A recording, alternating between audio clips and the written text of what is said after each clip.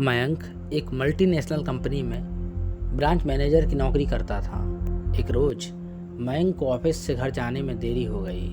सर्दियों के मौसम में दिन का समय जल्दी बीतता है और शाम होते होते ठंडी भी हो जाती है।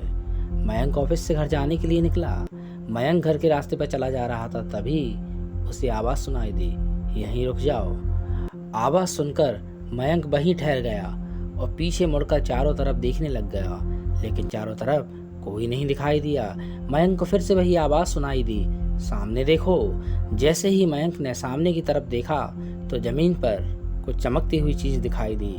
मयंक उसके पास गया और देखा तो यह कोई साधारण चीज़ नहीं थी, बल्कि एक चमकता हुआ बेशकीमती हीरा था। मयंक ने चमकते हीरे को अपने हाथ में लिया। हीरे की चमक देखकर मयंक की खुशी का कोई ठिकाना ना था। मयंक इस बात से बिल्कुल अनजान था, यह कोई साधारण हीरा नहीं बल्कि एक मायावी हीरा है। अचानक वो मायावी हीरा में से फिर से आवाज़ आई, मयंक तुम्हें और हीरे चाहिए तो इस ज़मीन को खोदो, यहाँ पर ज़मीन के नीचे बहुत सारे हीरे हैं। मयंक खुश हो गया और उसने खुशी खुशी मायावी हीरा को अपनी जेब में डाला और ज़मीन की खुदाई शुरू की। लगभग 2 फीट खुदाई करने के बाद अचानक मयंक डर के मारे चिल्लाने लगा, जिसके कारण उसका संतुलन खो गया और मयंक ज़मीन पर गिर पड़ा, क्योंकि उस गड्ढे में से चमकते हीरे मोती नहीं बल्कि किसी इंसान का कटा हुआ सर था। तभी अचानक इंसान का कटा हुआ सर या सिर कटा हुआ वो भूत हवा में उड़ने लगा और बोला, डरो मत, मैं तुम्हें हानि नहीं पहुंचाऊंगा। मैं तुम्हें बहुत सारे चमकते बेशकीमती हीरे भी दूंगा। बस यही बात को ध्यान से सुनो। मैं जहाँ चाहता हूँ वहाँ मेरे पीछे पीछे चले आओ। जिसके बाद वो सिर कटा भूत हवा में उड़ा और जंगल की ओर बढ़ने लगा। लगभग 1 किलोमीटर चलने के बाद सिर कटा भूत रुक गया और साथ में मयंक भी रुक गया। फिर इंसान का कटा सर मयंक से बोलता है, इस ज़मीन में बहुत सारे बेशकीमती हीरे मोती जवाहरात छुपे हुए हैं। ये सुनकर मयंक वहाँ पर खुदाई करने लगा। खुदाई करने के बाद गड्ढे में जो मिला उसको देखकर मयंक और भी ज़्यादा डर गया, क्योंकि वहाँ हीरे नहीं बल्कि कटा हुआ धड़ मिला। इंसान का कटा हुआ सर कहता है, अब तुमको एक अंतिम काम करना है, उसके बाद मैं तुम्हें बेशकीमती हीरों से मालामाल कर दूंगा। तुम्हें कहीं से भी 1 लोटा खून लाना होगा। मयंक ने कहा, 1 लोटा खून? पर मैं एक खून का लोटा कहाँ से लाऊंगा? इंसान का कटा सर बोला, चलो मेरे साथ।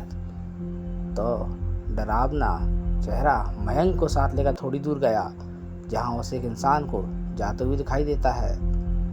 सिर कटा भूत बोला, उस इंसान की हत्या कर, उसका खून ले आ। मयंक डर गया और बोला, नहीं, ये मुझसे नहीं होगा, मैं किसी की हत्या नहीं कर सकता हूँ। सिर कटा भूत बोला, यदि तुमने मेरा काम नहीं माना तो मैं तुम्हारी ज़िंदगी बर्बाद कर दूंगा। मयंक हाथ जोड़कर उस कटे सिर से कहता है, मुझे माफ़ कर दो, यदि मैं उस इंसान की हत्या कर दूंगा तो पुलिस मुझे सजा देगी और मेरी पूरी ज़िंदगी जेल की काट कोठरी में बीत जाएगी।